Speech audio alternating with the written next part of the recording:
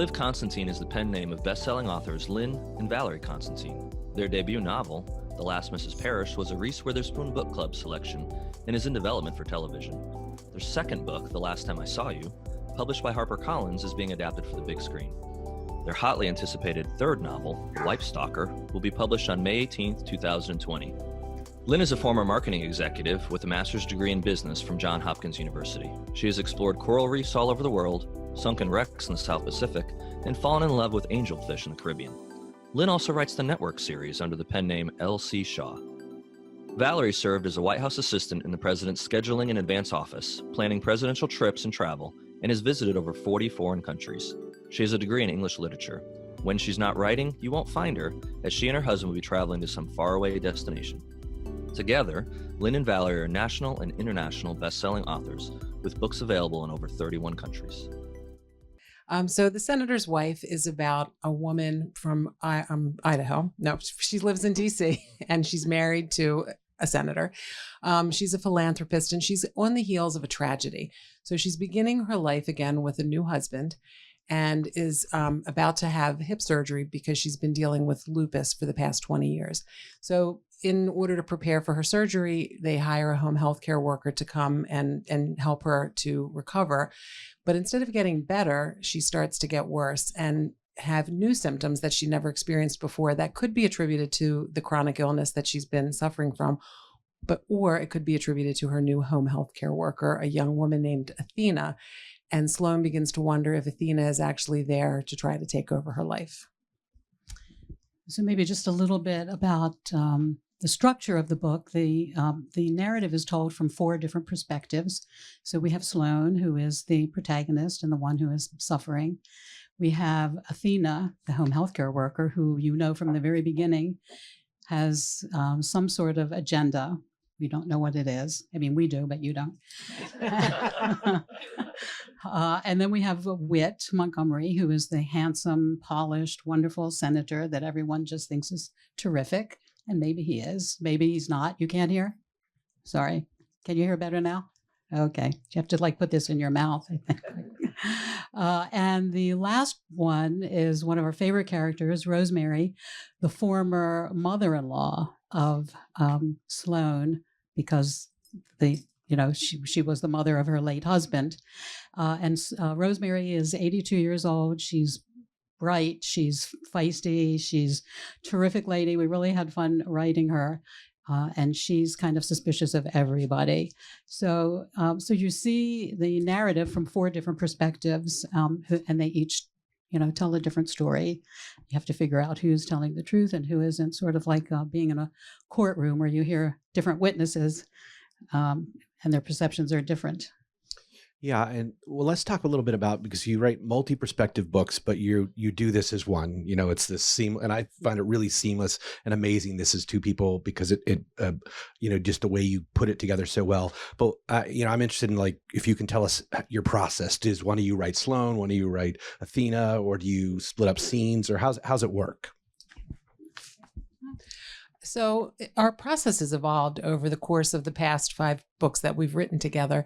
We did in our first book, The Last Mrs. Parrish, we primarily split the narrative, and because it was 2 perspectives in different times, and it was a little bit easier to do. But we came quickly to realize that we both had to be fully invested in every single character in the book. And because you're writing even other scenes with a character. So now what we do is we speak every morning and we decide who's going to be writing what that day. And then we email each other the chapters and we edit each other. And sometimes I'll write a half a chapter and I'll say, I'm really kind of stuck or I'm bored with this, and I'll email it to Valerie and it will come back and it will be finished. So it's like magic. It's really nice. And then other aspects that we share as well. So for instance, when I'm writing a chapter, I really don't like to get too much into describing rooms and furniture and that. And Val loves that kind of stuff. So I'll email it to her with the big caps and say, describe this room. And then she likes to send me things with dialogue, especially if it's an argument, because she has this misconception she that loves to argue. That I like She's to a argue. Good arguer. So I'll fill it in for her. And we go back and forth like that until the first draft is written. And I will say, I was on a panel with Lynn a couple weeks ago at a conference, and Val, she said that she told the audience this, that you write all the sex know scenes. what you're going to say. She writes all the sex scenes. We're gonna Does have to the get to the lady bottom. protest too much or what? I did. Right? She did gratuitously bring it up. So I don't. Well, I don't say. So you guys are known for the big twist. I mean, you're the last Mrs. Parrish, as you mentioned, is often talked about in the same breath as Gone Girl because it had everybody talking about the big kind of jaw dropper. We do come up with the twist is the first thing, and then everything follows from there. So we go back in revision and we make sure that we've laid enough breadcrumbs, and hopefully not too many that you're going to guess it, but that it is genuine. And it's very satisfying when someone will say, I should have seen it coming. And when I went back, I could see what you meant, but you didn't do that. So that's pretty much how we do it. And we don't, again, like the idea for The Last Mrs. Parrish, but Amber wasn't based on, anybody. It was a totally fictional thing. But I think you can look around at any situation in your life or, different people that do things and get a kernel of an idea and then turn that into something that makes a good book and twist. Is your process that you start writing a couple chapters and then you get that kernel of an idea and then it takes off from there, or do you guys outline it, or what's the way you go about it? We don't outline, but we have a general sense. So we're sort of in between being a pantser, as they say, writing by the seat of your pants and plotting it out. But we generally know how the book is going to end, although we have had a book where we changed the killer after we had written the whole book. So sometimes that can happen. But we don't like write a strict outline, but we sort of have a general idea. And in this one, I think we had a little bit more because we had outlined, we had kind of tried to figure out what the different scenes were going to be, but it definitely changes a lot. Well, what can you share about the senator's wife? Well, Mm. so The Senator's Wife, even though it sounds like it's a political thriller, it really is not. It's much more a domestic thriller, similar to our other stories. And it centers on Sloane. Well, really, two women, Sloane and Athena, but Sloane is our protagonist. And she is remarried after a tragic loss of her husband, married to his former best friend, who also lost his wife in the same tragic accident. So when things, begin off, she's sort of trying to balance starting her life again and being happy with her new husband. And she's been dealing with lupus for the past 20 years. So as a result, is having to have hip surgery to do a hip replacement. And so that's where the second woman comes in, Athena, as her home healthcare worker. And instead of getting better, though, she goes into a lupus flare and she begins to get worse and have additional symptoms. And over time, she starts to worry that maybe it isn't the lupus making her sick, but maybe it's someone else. And so we're not sure if it's Athena. We're not sure, there's some other characters in the book that you're wondering about. And then there are some other, obviously, twists and turns and some political undertones going on. So that's kind of the setup for the book is, who can she trust? Can she trust her own mind, or are there people in her life doing things and making her, sick? I'm not getting a good vibe about this Athena. I'm telling you that right now. My spidey sense is tingling. And Valerie, is there anything you would add to that? I would say that probably Lynn went as far as she could without giving anything away. No spoilers. There's some nice spicy characters in it. There's a lot of Washington high life, a little dinner at the White House. And so it's interesting. I think it's an interesting look at Washington. And as Lynn said, it's not a political thriller, but there certainly is politics involved. So it has a little bit of something for everybody. Oh, I was going to say, and I think it really has our favorite twist so far.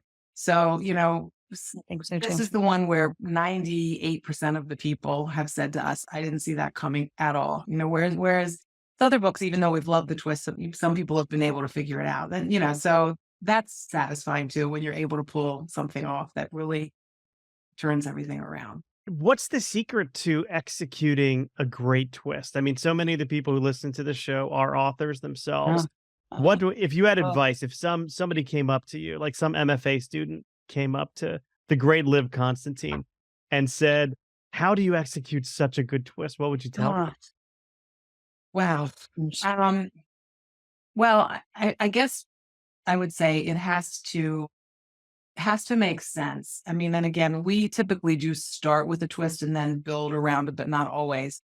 Um, and I mean, I'm not the one who came up with this, but what is that old, the saying where it has to be completely unexpected, but yet totally conceivable, or I'm getting it wrong.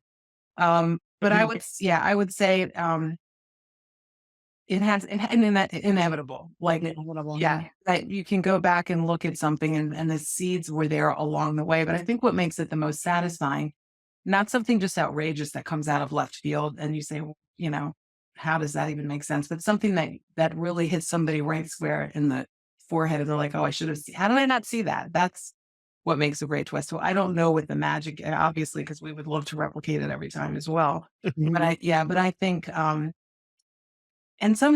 is helpful to Valerie's point. We'll go back and forth, and oftentimes we'll start here, and then we'll keep talking and maybe even joking, and then it ends up here, and it's all of a sudden just the brainstorming process and the back and forth. I think that comes up with that. So, do you have any? And I think the other thing about a twist is that a lot of it is perception and how you try to steer the reader into believing something that is not true.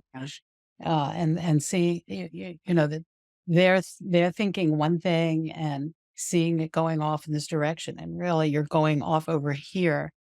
And so that even makes the twist even more, that aha moment, like, wait a minute, I thought this was happening, but really this was happening. If Yeah. that makes any sense. So what the reader is believing, you want the reader to believe something that isn't really true. No, but I think like my favorite, if I think of the Sixth Sense, right? Like that Oh, was just such an amazing. Like I can't imagine anybody saw that coming, or if they did, then so I mean And- that was so well executed. yeah. I mean, just from a writing perspective and just a directorial and acting perspective, it's like, wow, that was great. But And it but all that's but it made perfect sense when you look. When you went back and looked, yeah. right. It Or at was. least it made 6 cents. Yeah. And last but not least, I always call this the letter to me or dear younger me question. So Valerie, if you could give your younger self some words of advice, what would you tell a younger Valerie? Oh, I would say to just n- not be to not let fear and fear of failure or fear of not doing it perfectly stop you from what you want to do. That um you know it isn't, you don't have to be perfect right out of the gate. And so keep doing what your dream, keep your dream going, and you know be fearless.